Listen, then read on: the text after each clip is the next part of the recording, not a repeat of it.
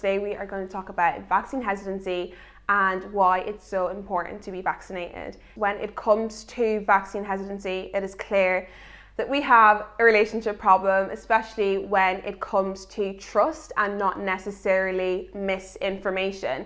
There is an abundance of scientific information to debunk false rumors, but I do feel that misinformation is the symptom and not necessarily the cause, because if people trust, they'll put up with a little bit of risk to avert a much bigger problem. So it's important that we talk about what we can do here today to instill some type of trust and confidence within the community when it comes to the product and also the providers of the COVID-19 vaccine.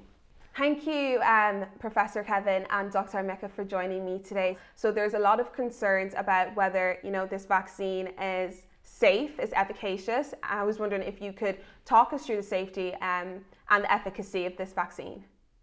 We hadn't really been in a situation where we'd experienced a pandemic and so many people falling ill and dying with coronavirus. So there are a number of different resources which were pushed towards producing a vaccine as quickly as possible.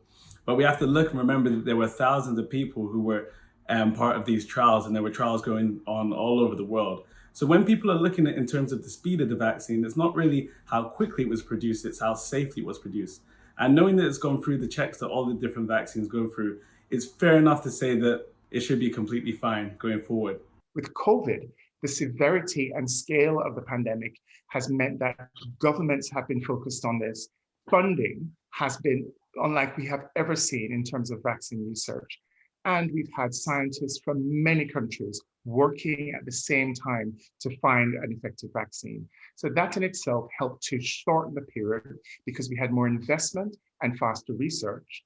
And it also changed the way we approve vaccines because we were able to do many studies together at the same time instead of doing each study sequentially, which often took a long time. Thank you. Dr. Emeka, a lot of people are concerned also if it causes fertility issues. From the information we have at the moment, there is no clinical evidence to suggest that there's any adverse effect on fertility. This has been dispelled by the Royal College of Obstetricians and Gynecology and Midwifery, and we can know going forward that there is no clinical evidence or any evidence to suggest that this is abnormal for people who are worried about fertility. So this is a good thing for everybody. Professor Kevin, the low uptake of the COVID-19 vaccine among the BAME community is something that has been well documented. Now, the government are driving campaigns led by medical experts and trusted voices within the community. Can you talk to me a little bit more about these campaigns?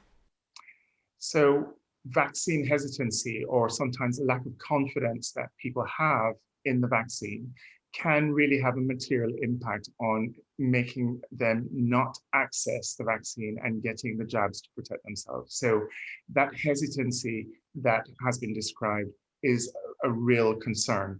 And that's why we need to have these conversations to help to dispel myths and misinformation, to provide the facts about the vaccine, to be absolutely clear about how you can access the vaccine, and to be clear about the evidence on the effectiveness. Because if this is helping everybody else in the community, we want to ensure that our community is also well protected as well. This pandemic has been so hard on so many of our communities across the country. And unfortunately, Black, Asian, and minority ethnic communities have been disproportionately affected by COVID. Now, it's not the color of our skin that makes us at high risk, but it's the kinds of jobs we do, the size and complexity of our households, the way we mix in our communities that can place us at increased risk of acquiring the infection. And when infected, if we have chronic conditions like diabetes or lung disease or any sort of chronic medical condition, that can lead to more severe disease. And this is why with an effective vaccine, it's really important that all of us take full advantage of the vaccine, because for our community, getting that extra protection is really going to be key as we emerge from lockdown and as we re-emerge into our society.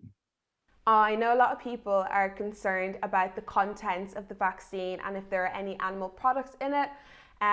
Could you talk to us a little bit more about this? The ways in which the vaccine was developed means that we have a really good understanding of its content and how it works and its effectiveness. And I can reassure you There are no pork materials included in the vaccines. There are no fetal materials which are included in the vaccines. The vaccines do not have microchips in them. The vaccine's main content is going to be both water as well as the sort of chemicals which are required to stabilize the vaccine so it can be safely administered in your arm. I guess my question here is there any side effects of this vaccine? Well, what's really encouraging is that the side effect profile of the vaccine is very similar to other vaccines that we're very, very used to using. The most common side effects are really mild side effects, and they're exactly the ones that you tend to see, for example, with the flu vaccine and other vaccines that adults or children may have. And that is a bit of pain at the injection site, at the vaccination site. Some people may feel a bit tired, achy, having a bit of chills. Generally, it lasts for no more than 24 hours. And it can be easily managed by taking paracetamol or brufen. What advice would you give to individuals or women who are breastfeeding or who are pregnant and want to get this vaccine? I'd suggest to any woman who was thinking about it to go and speak to their GP, speak to their medical professionals if they're under a midwife or obstetrician for more information. This is because it's an individualistic thing. Different women have different risks in pregnancy, let alone in taking vaccines during pregnancy. So it's important that they're very well informed and can make an informed decision based on the information given by their health professional. Dr. Emeka, I know you are first line and you see a lot of young people. Now, there's a lot of myths about young people being low risk to contracting the virus, and because of this, they feel like they don't need to be vaccinated. Can you tell me a little bit more about this? It's very important that younger people know that, one, you can contract the disease, and two, just because it affects people who are older more severely, it doesn't mean that it can't affect you too, and it doesn't mean that you can't spread it to someone you love. So it's important that younger people are keeping themselves safe, keeping their hands clean, keeping their space, and keeping their face mask and masks on when necessary. Thank you, Dr. Emeka and Professor Kevin, for joining me here today to talk about vaccine hesitancy and why it's so important for the population to be vaccinated. So thank you. Thank you. Thank you. Thanks for watching. I hope this was informative. If you have any other questions, make sure you visit www.nhs.uk/COVID vaccine.